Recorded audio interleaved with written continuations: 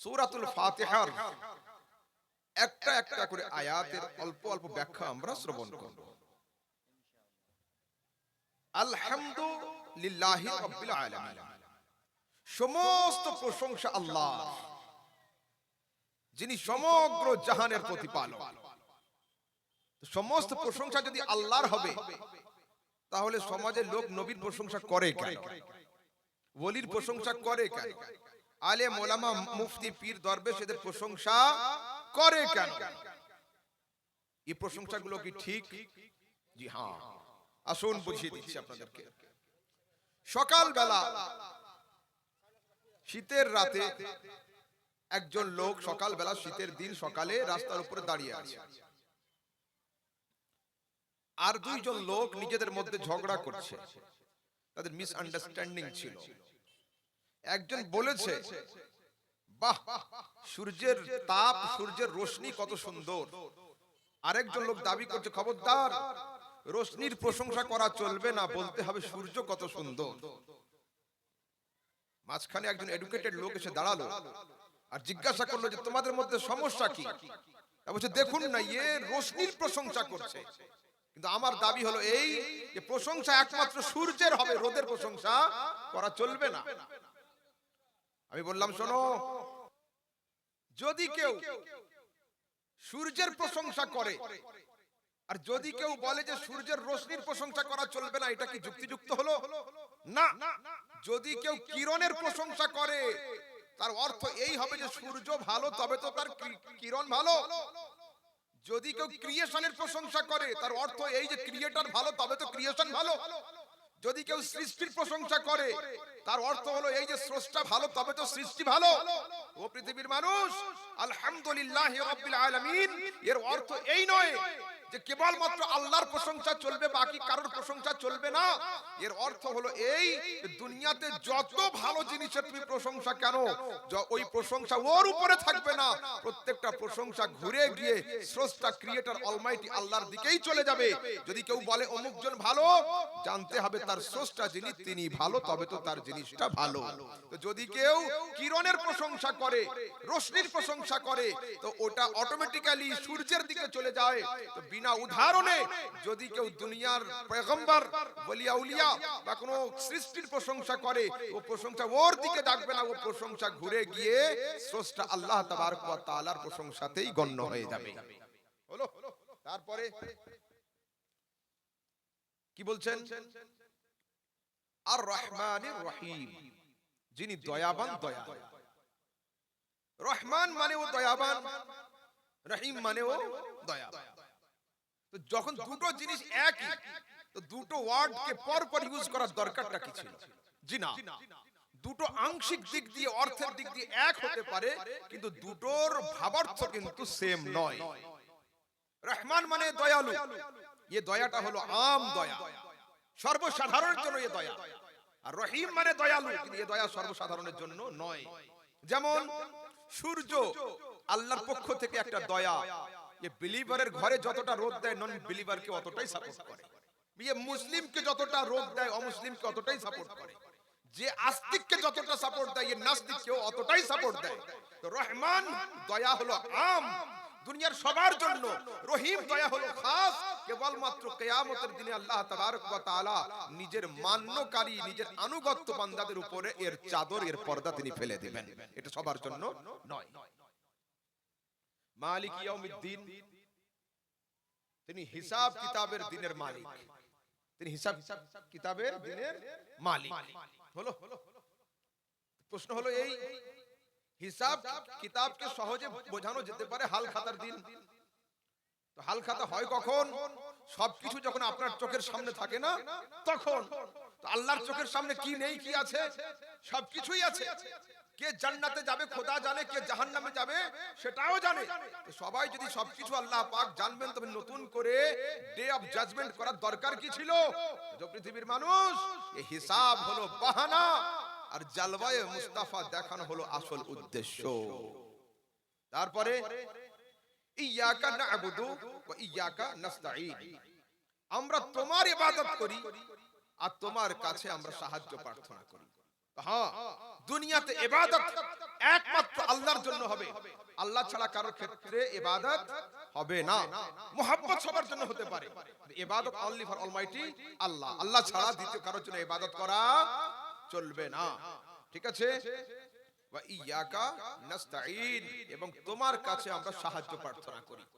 এই জায়গাতে আমার কিছু ভাই ধোঁকা খেয়ে যায় যে সাহায্য একমাত্র আল্লাহর কাছে হবে, আল্লাহ ছাড়া কারোর কাছ থেকে সাহায্য চাওয়া চলবে না।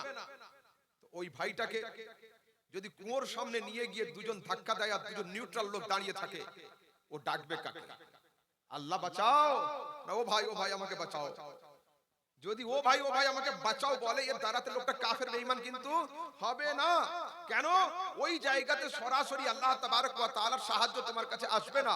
ওই জায়গাতে যদি কারোর হাত তোমাকে ধরে, ওটা খোদার পক্ষ থেকে তোমার সাহায্য হিসাবে গণ্য হয়ে যাবে। ঠিক আছে? তারপরে কোরআনে কারীমের অন্য আয়াতে আল্লাহ তাবারক ওয়া তাআলা বলছেন, ইয়াকা না'বুদু ওয়া ইয়াকা নাস্তাঈন। অন্য আয়াতে আল্লাহ তাবারক ওয়া তাআলা বলেন, ইসতাঈনু বিস-সাবরি ওয়াস-সালাত ইন্নাল্লাহা মা'আস-সাবিরিন। তোমরা সাহায্য প্রার্থনা করো বিস-সাবরে, সবর দিয়ে, ওয়াস-সালাত, নামাজের ওসিলাতে। নামাজ আল্লাহ নয়, সবরও আল্লাহ নয়। যে আল্লাহ ওই আয়াতে বললেন যে তোমরা কেবলমাত্র আল্লাহর কাছে সাহায্য চাও, সেই আল্লাহ দুটো গায়রুল্লাহর কাছ থেকে আবার সাহায্য চাওয়াচ্ছেন। এর অর্থ কি? এর অর্থ হলো এই যে দুনিয়াতে তুমি সাহায্যের জন্য যার হাত ধরো না কেন, যদি খোদার মর্জি হতে না থাকে, ও হাজার চেষ্টা করা সত্ত্বেও তোমাকে সাহায্য করতে পারবে না। তো দুনিয়াতে যে রাস্তা দিয়ে তুমি সাহায্য চাও না কেন, ও রাস্তা আল্লাহ যদি বা দিতে চান তবে তুমি পাবে, অন্যথায় ও রাস্তা পাবে না। চলুন আগের দিকে যাই। কিয়ামতের দিন হবে, নফসা নফসের আলম হবে, আল্লাহ তাবারক ওয়া তাআলার সামনে হবে। সরাসরি সিহাসিতার সহিহ riwayতের মধ্যে আসছে কিয়ামতের লোক হয়রান পরেশান হবে। ইস্তাগাসু বিআদম, তারা হযরত আদমের কাছে সাহায্য প্রার্থনা করবেন। যে কিয়ামতের দিনে আল্লাহ পাকের জালওয়া সরাসরি মানুষের সামনে থাকবে, কিন্তু লোক সরাসরি আল্লাহর কাছে সাহায্য না নিয়ে আদমের দরবারে যাবেন। হযরত আদম আলাইহিস সালাম বলবেন, নফসি নফসি নফসি, ইযহাবু ইলা গায়রি, গো another door, I can't help you today. আজ আমি সাহায্য করতে পারবো না, অন্য কারোর কাছে যাও। ফের আসছে ইস্তাগাসু বিনূহিন ওয়া ইব্রাহিমা ওয়া ইসমাঈলা ওয়া ইসহাকা, সমস্ত নবীর কাছ থেকে সাহায্য হবে। কোন নবী তাদের সাহায্য করার জন্য প্রস্তুত হবেন না। অটট। তারপরে সমস্ত উম্মতি একত্রিত হয়ে যুক্তি করে পরামর্শ করে যখন সাহায্যের জন্য ঈসা আলাইহিস সালামের কথাতে মুস্তাফা করিমের দরবারের দিকে যাওয়ার জন্য মুখ ঘোরাবে, তো যেতে হবে না। আমেনার লাল হযরতে মুহাম্মদ আরবি চন্দ্রমুখ নিয়ে শাফাআতের পাগড়ি পরিধান করে ওদের সামনে দাঁড়িয়ে বলবেন, আরে কোথায় কোথায় ঘুরছিলিস? আমি নবী তো তোদের সাহায্যের জন্য খুঁজে খুঁজে বেড়াচ্ছিলাম। তো যদি আল্লাহ ছাড়া অন্য কারোর সাহায্য না নেওয়া চলে, তো আল্লাহর সামনে আদমের দরবারে যাওয়া হলো সাহায্যের জন্য, নূহের দরবারে যাওয়া হলো সাহায্যের জন্য, কেউ সাহায্য করলো না। সবচেয়ে বড় সাহায্যকারী মুহাম্মদ রাসূলুল্লাহর সাহায্য সেখানে আমাদের কাজে লেগে গেল। সরাসরি সিহাসে হাদিস। তারপরে কি বলছেন? ইহদিনাস সিরাতাল মুস্তাকিম, চালাও আমাদিগকে সোজা রাস্তায়। কোন রাস্তায়? সিরাতাল লাযিনা আনআমতা আলাইহিম, রাস্তা তাদের হবে যাদের উপরে তোমার অনুগ্রহ বা তোমার দয়া রয়েছে। গায়রিল মাগদুবি আলাইহিম, রাস্তা তাদের হবে না যাদের উপরে তোমার লানত রয়েছে। ওয়ালা দাল্লিন, না গোমরা পথভ্রষ্টদের রাস্তা। হলো। এইবার এই আয়াতে কি আছে? আনআমতা আলাইহিম। এই আনআমতা আলাইহিমের ব্যাখ্যাতে আল্লাহ তাবারক ওয়া তাআলা কোরআনে কারীমের অন্য জায়গাতে গিয়ে বলছেন, আনআমাল্লাহু আলাইহিম মিনান নাবিয়িনা ওয়াস সিদ্দিকিনা ওয়াশ শুহাদায়ে ওয়াস সালিহিন। এই চার ক্যাটাগরির লোকের উপরে আল্লাহ তাবারক ওয়া তাআলার দয়া রয়েছে। এই চার ক্যাটাগরির লোকের রাস্তার উপরে যদি কেউ হাঁটে, সে অবশ্যই হেদায়েতের রাস্তাতেই হাঁটবে, সে হেদায়েত প্রাপ্ত হবে। আচ্ছা, এইবার শুনুন, আমাদের সমাজে হেদায়েতের নূর দরকার। কোরআনে কারীমের আয়াতে আছে ক্বাদ জাআকুম মিনাল্লাহি নূরুন ওয়া কিতাবুন মুবিন, এসেছে আল্লাহর পক্ষ থেকে তোমাদের কাছে একজন নূর। এই জায়গাতে নূর নিয়ে ব্যাখ্যা, এটা দীপ্ত নূর না অদীপ্ত নূর, এই নূরের অর্থ কি? এই আয়াতে যে নূরের কথা বলা হয়েছে, এখানে নূর অর্থ হলো মুহাম্মদ সাল্লাল্লাহু আলাইহি ওয়াসাল্লাম। এখানে মুহাম্মদ সাল্লাল্লাহু আলাইহি ওয়াসাল্লাম এইবার তিনি কেমন নূর? বলছে আল্লাযী ইউখরিজুকুম মিনাজ যুলুমাতি ইলান নূর, তিনি এমন নূর যিনি অজ্ঞতার অন্ধকার থেকে তোমাকে উঠিয়ে এনে আলোর দিকে পথ প্রদর্শন করবেন, যিনি গোমরাহি থেকে উঠিয়ে নিয়ে তোমাদেরকে হেদায়েতের পথ দেখাবেন, ইনি হলেন সেই নূর। আচ্ছা, আপনারা তো কথা বলছেন কেন?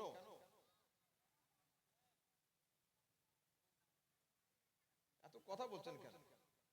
কোনো প্রশ্ন থাকলে জিজ্ঞাসা করুন, কথা বলবেন না।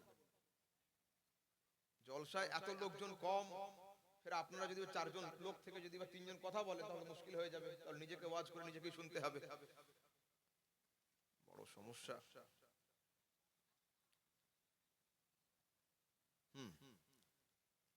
তো আল্লাহ তাবারক ওয়া তাআলা রাসূল আকরাম সাল্লাল্লাহু তাআলা আলাইহি ওয়াসাল্লামকে আমাদের জন্য পথ প্রদর্শনের জন্য তিনি পাঠিয়েছেন। তিনি আমাদেরকে কি করবেন? অন্ধকার থেকে উঠিয়ে এনে আলোর দিকে পথ প্রদর্শন করবেন, আলোর রাস্তা তিনি দেখাবেন। হলো এইবার এই জায়গাতে একটা উদাহরণ আপনাদেরকে দিই। দুনিয়াতে নূর ছাড়া কাজ হবে না। দেখুন, একটা অন্ধকার ঘরের মধ্যে একটা হাতি রাখা হলো, আর 4 জন লোককে ফিট করা হলো যে হাতি সম্পর্কে বাইরে এসে তোমরা নিজেদের এক্সপেরিয়েন্স জানাবে, হাতি কেমন। একজন লোক ঘরের মধ্যে গেল, ওর হাত পড়লো হাতির কানের উপরে, ও হাতির কানটা খুব ভালো করে দেখলো, অন্ধকারে ধরলো, বাইরে আসলো, আসার পরে জিজ্ঞাসা হলো হাতি কেমন?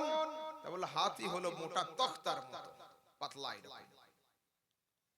আরো একজনকে নিয়ে যাওয়া হলো, ওর হাত দেওয়ানো হলো হাতির শুঁড়ের উপরে, ও হাতির শুঁড়ে হাত দিয়ে বাইরে আসলো, জিজ্ঞাসা হলো হাতি কেমন? তা বলছে হাতি হলো মোটা বাঁশের মতো।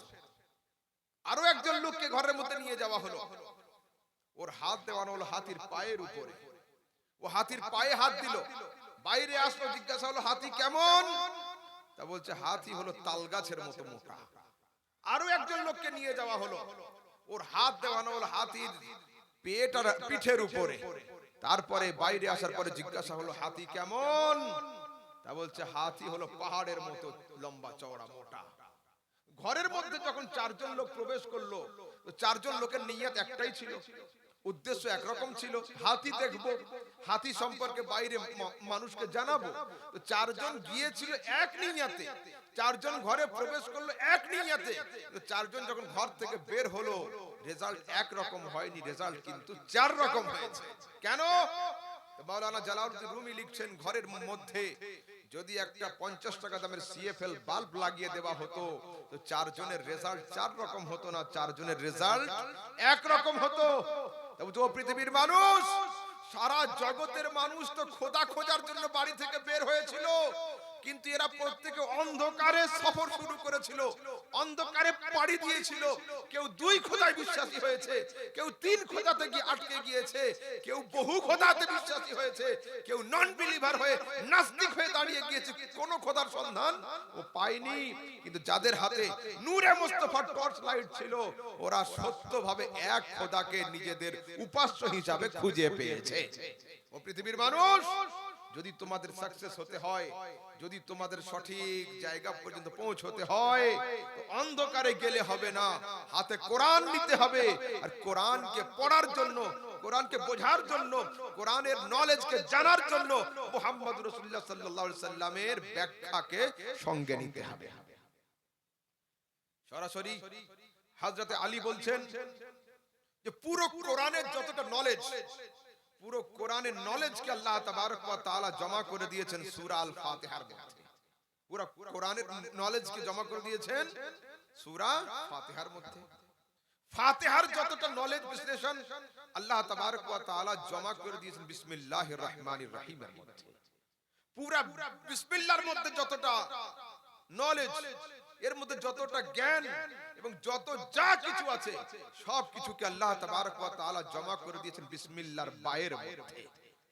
আর পুরা বায়ের মধ্যে যা আছে সব কিছুকে আল্লাহ তাবারক ওয়া তাআলা জমা করে দিয়েছেন নুকতার মধ্যে। বের নিচে ছোট ফোঁটা থাকে না, ডট, নুকতার মধ্যে।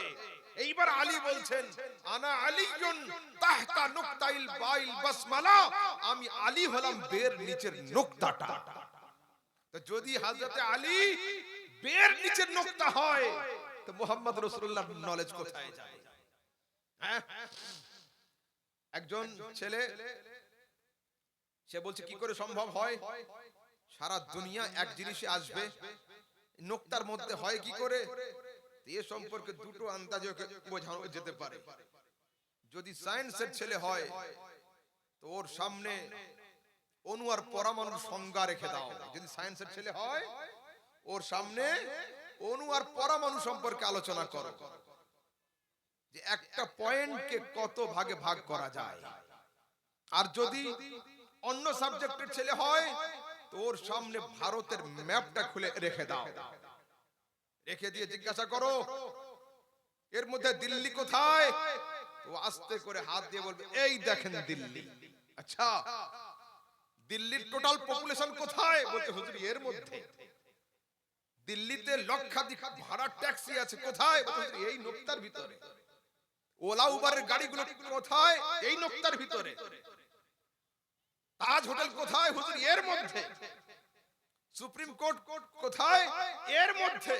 তো বাংলা এডুকেশনের মধ্যে যদি একজন মানুষের তৈরি করা ম্যাপের নুকতার ভিতরে দিল্লির সমস্ত population with cars, with mobile phone, with cameras, with everything যদি বা তুমি ইনক্লুড করতে পারো তো আল্লাহ তাবারক ওয়া তাআলা তৈরি করা একটা নুকতার মধ্যে সারা জগৎকে ঢুকিয়ে রাখবে। এটাতে অস্বীকার করার কোন জায়গা আছে? যারা অ্যাটম সম্পর্কে জানে, অণু পরমাণু সম্পর্কে জানে, সায়েন্স প্রথমে অ্যাটম পর্যন্ত থেমে গিয়েছিল, অণু পর্যন্ত শেষ। তারপরে এক ধাপ হলো, ফের আরেক ধাপ হলো। মডার্ন সায়েন্স, মডার্ন টেকনোলজি যত আসছে তারা ছোট ছোট পয়েন্টকে ভাগ করতে এখন সক্ষম হচ্ছে। মানুষের তৈরি করা একটা পয়েন্টকে যদি লক্ষ ভাগে ভাগ করা যায় তো আল্লাহ তাবারক ওয়া তাআলা তৈরি করা একটা পয়েন্টকে লক্ষ ভাগে ভাগ করলে সারা দুনিয়ার ওজুদ তাতে আসবে না কেন? সারা দুনিয়ার এক্সিস্টেন্স তাতে আসবে না কেন? ঠিক আছে, শুনেন, আপনাদের কারো কোনো প্রশ্ন উত্তর কিছু আছে? জলসার যা গতি, হ্যাঁ মাশাআল্লাহ, মহিলাদের তরফ থেকে আল্লাহ তাবারক ওয়া তাআলা, জি ইনশাআল্লাহ, জি হ্যাঁ,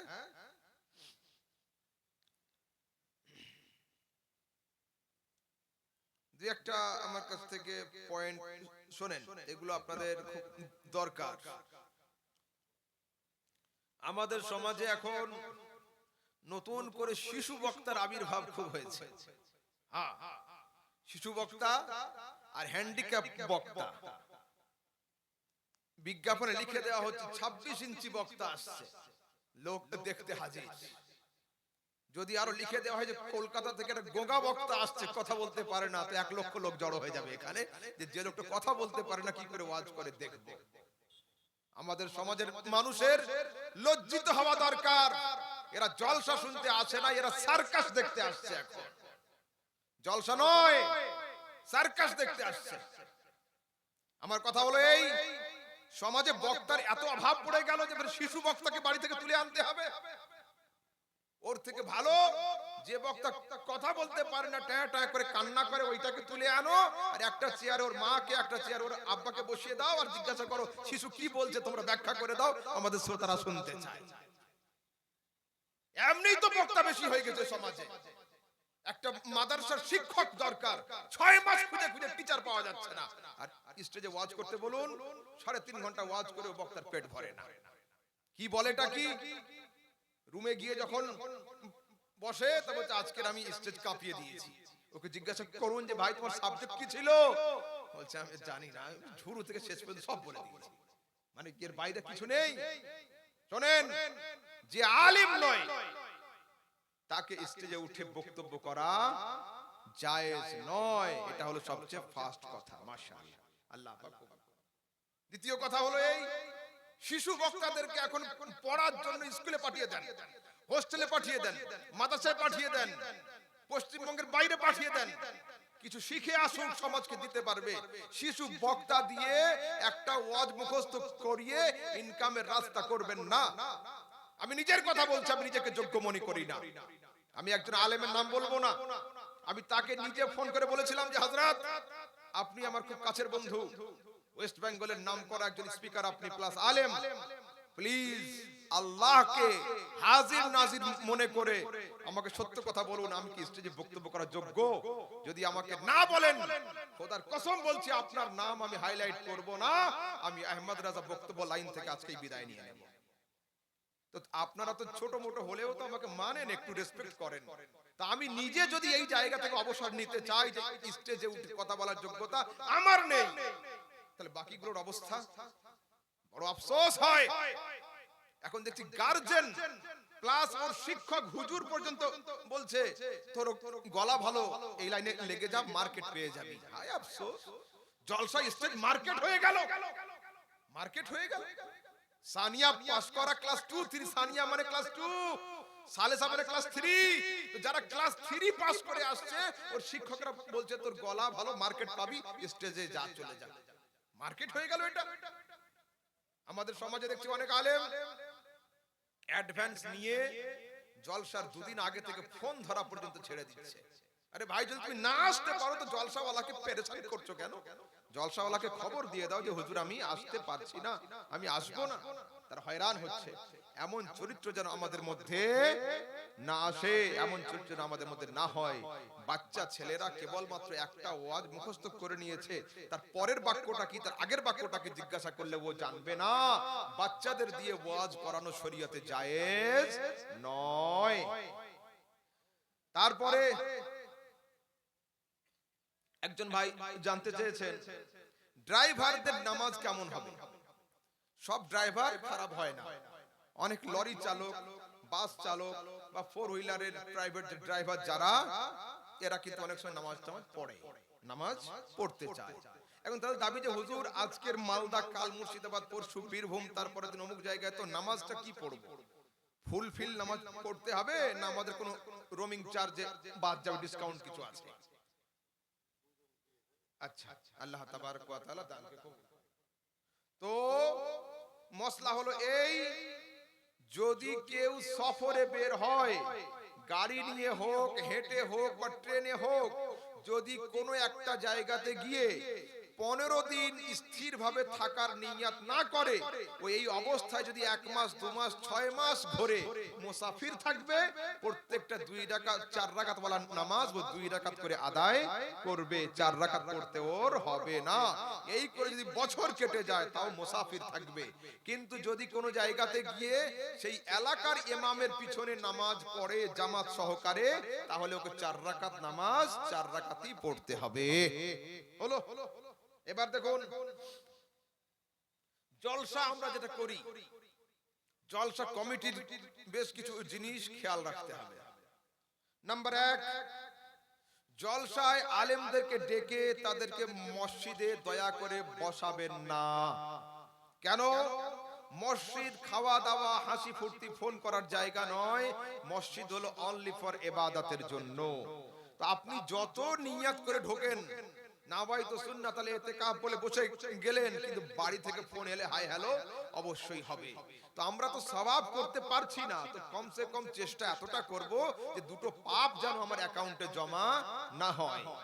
দ্বিতীয় কথা, বক্তা সাহেব সমাজে তো একজন বা দুইজন বা তিনজন আসে, বড় কনফারেন্স হলে 4 জন আসে।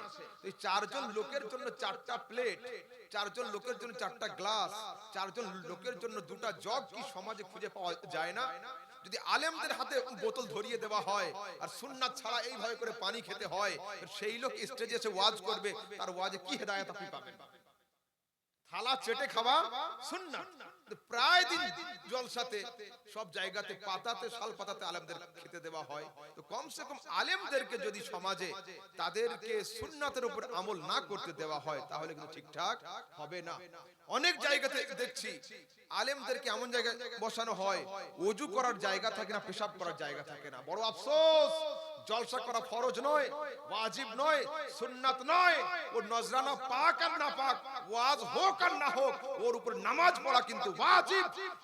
যদি কোনো বক্তা সাহেব এশার নামাজ না পড়ে স্টেজে ওয়াজ করে আর জোর করে নামাজ কাজা করে, ওর ওয়াজ করা শরীয়তে জায়েজ হতে পারে।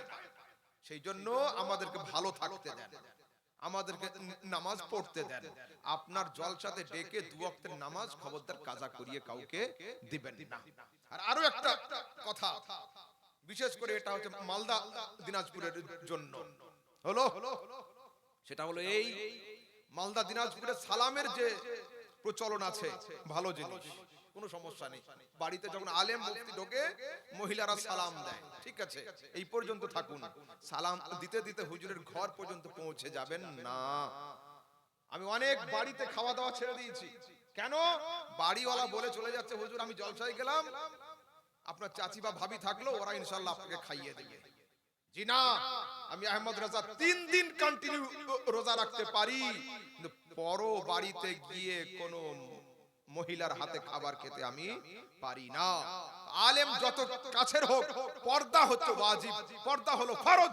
বাড়ির মহিলাদেরকে দিয়ে আলেমদের খাবার পরিবেশন করা সম্পূর্ণ হারাম হবে। সেজন্য আমরা সব সময় এই জিনিসটা বর্জন করব এবং এই জিনিস থেকে দূরে সরে আসব।